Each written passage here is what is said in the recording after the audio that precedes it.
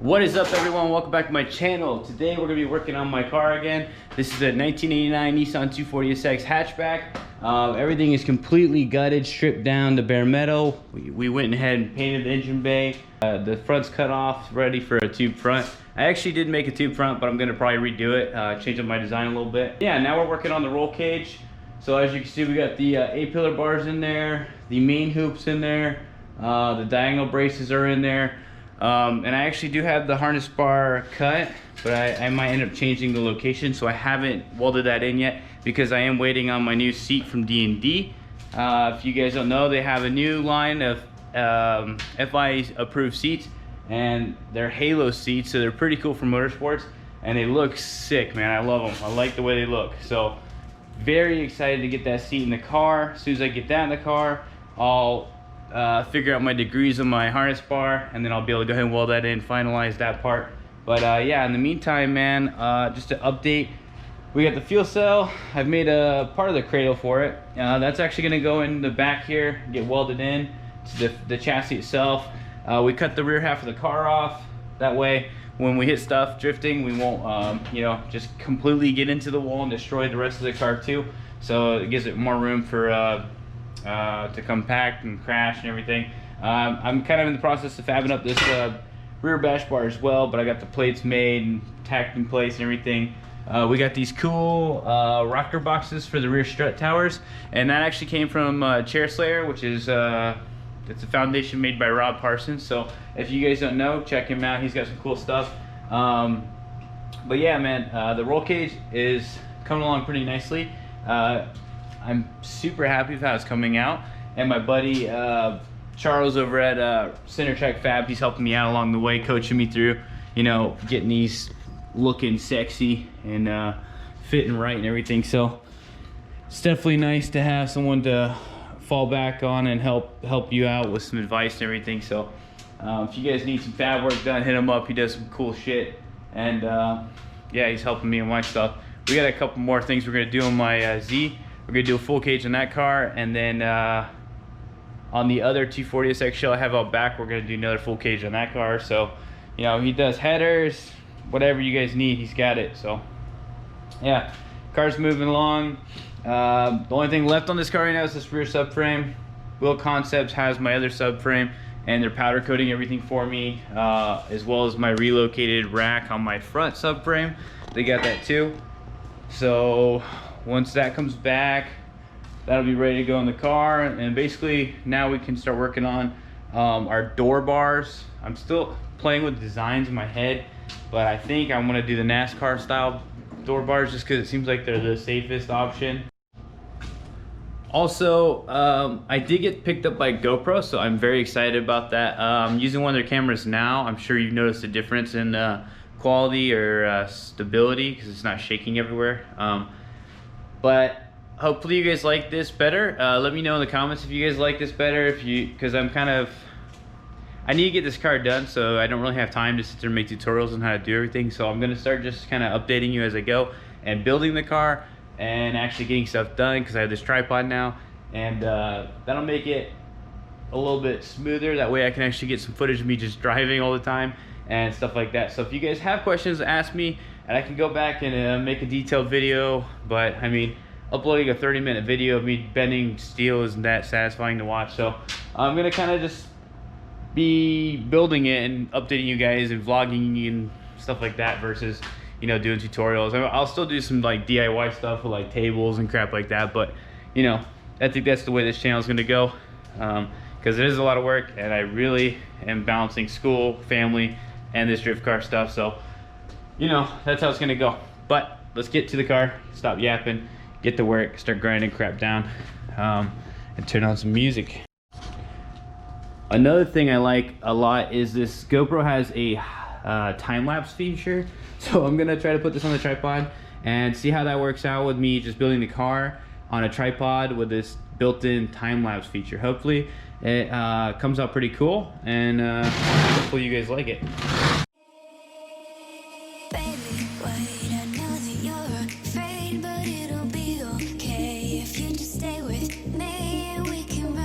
Here and we can disappear and they won't find us. Well, we are going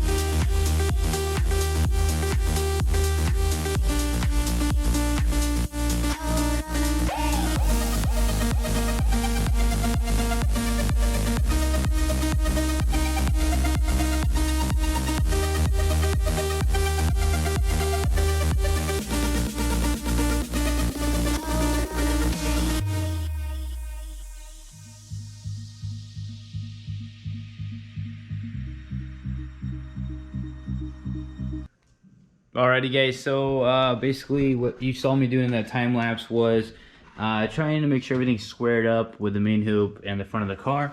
And then getting everything, trying to get everything to just touch anywhere I can to get as close to the outside of the car as possible. This side's giving me a little bit of trouble. So yeah, I was just trying to manhandle it into place. When in fact I just needed to trim my dash bar. So I went ahead and took it out, trimmed it all up, and as you can see, we are at 0 degrees, so we are level now. And then from there, so basically I'll just tack those in quadrants on each side, and then I can go ahead and get something and just pry up on this side a little bit, and that'll just give me that clearance. Well, actually it's touching right there, so it's goofy, huh? Alright guys, so I got the dash bar in, it is tacked in place. I got the steering column kind of just mocked up. That's not like how it's going to be for sure, but this will be here, and then I have to cut this to length and weld it, and that'll be way down there. It's just kind of holding it up for helping me mock it up. But everything is tucked pretty damn tight to the A-pillar, touching the roof, touching down there, touching up there. So it's about 2 inches from the bar to the windshield here. Not bad. Very close right here. So I think everything came out pretty sweet. Not bad. First time doing a cage. Came out pretty good. And then I got these plates here that I gotta mark and prep those for welding and everything, and should be good. Today we're gonna be working on the windshield bar, roof bar, door bars if we get to it. And to do the door bars, I also need to finish gutting out this door. So what I just did was, there is 2 bolts down here, and then 2 on top, and then there's 4 holding in the glass, and then the 3 that hold in the actuator there. I can't remember what actually comes on the whole door stock, but after you get it down to that point, that's all it takes to remove the OEM glass and the actuator. So if you get a manual one, that's all it is. Pretty simple. But anyway, the next part I need to do is plan out where I'm going to cut this so I can bend my door bars into the outer door skin here, so I can get as much room from my elbow as possible, and also it's going to save us some weight there. So I think I'm going to probably start by cutting along this line here, and then maybe drop down and cut here to keep the OEM handle, but eventually I'm going to replace that with like a little cable. I'm not too sure how to do that yet, so I'm sure it's super easy. But yeah, so I just gutted this with the internals. The only thing that's left is the actual latch mechanism, and yeah, now I'm just gonna get an angle grinder and cut that out of there. All right, so update on the progress. Just dropped this, but I got my windshield bar bent and cut. I think it's like 41 inches, and then I put 2 10-degree bends in there to tuck it up in the same shape as the OEM like body line, I guess, the OEM curvature. So that'll follow that and hide and tuck really well so it doesn't get any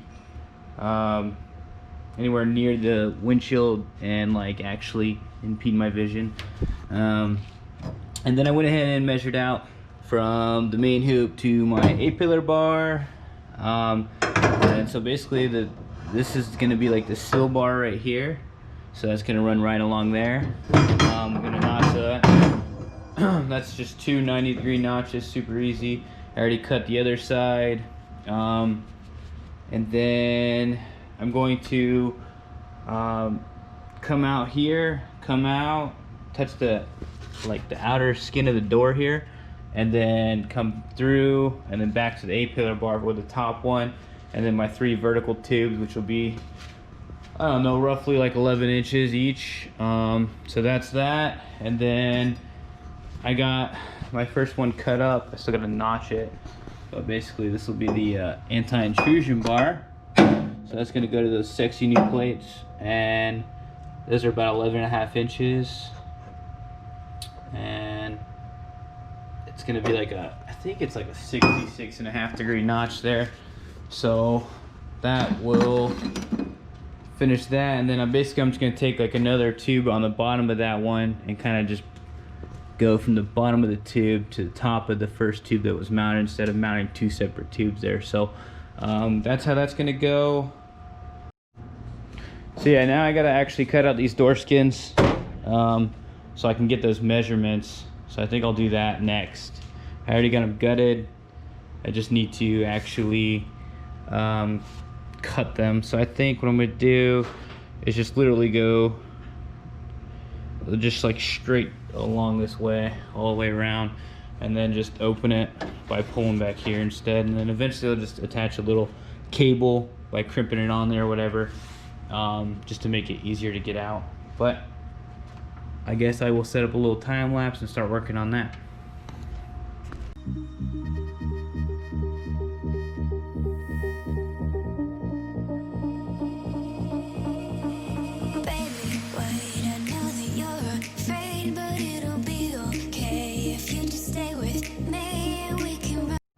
Alright, so I used my 4.5 inch angle grinder with a cutoff wheel and a flat disc, and I got it all down pretty smooth. I definitely recommend, if you guys don't know, to leave your guard on, and you don't really need the handle, but it is more safe to be able to hold it better, because these discs do explode. I've had like 5 explode, and that can sling into your nuts or sling and cut you. So definitely keep that guard on there. But yeah, man, this came out pretty sweet. I was gonna cut the whole deal out, but I kind of like this. I kind of use the OEM factory lines and I just cut it out that way, and then so now I still have the capability of using my OEM door handle. And obviously I can always just cut this further if I feel I need to in the future, but I think this is gonna work for me. So now I can get my measurements and get it where I need it. Pretty cool. Also stay tuned, because we're gonna be doing some carbon fiber doors. I definitely want to try to make my own carbon fiber doors in the future. So I'm gonna make a mold of this door and you know, do that with carbon fiber. So that should be pretty cool. I got to get the materials and the vacuum pump to do it, but man, I'm really excited to try that because I've been wanting to do a lot of carbon stuff myself. So all right, so that's how you go ahead and cut out your door skin there. That's pretty easy. And then this one, I just want to show you guys real quick, is the roof bar. Sorry about the noise, but it's kind of hard to hold it up here without notching it first, but you can see it fits right up on the damn roof line, so it's gonna be sweet. And all I did to achieve that was get 2 10-degree bends. I just cut my tube at 41 inches, found the center point, measured over 4 inches, because I know my die takes about 8 inches. So I kind of wanted to leave a little space here in the middle, kick it out a little bit. So yeah, just 2 10-degree bends, man, and that is it.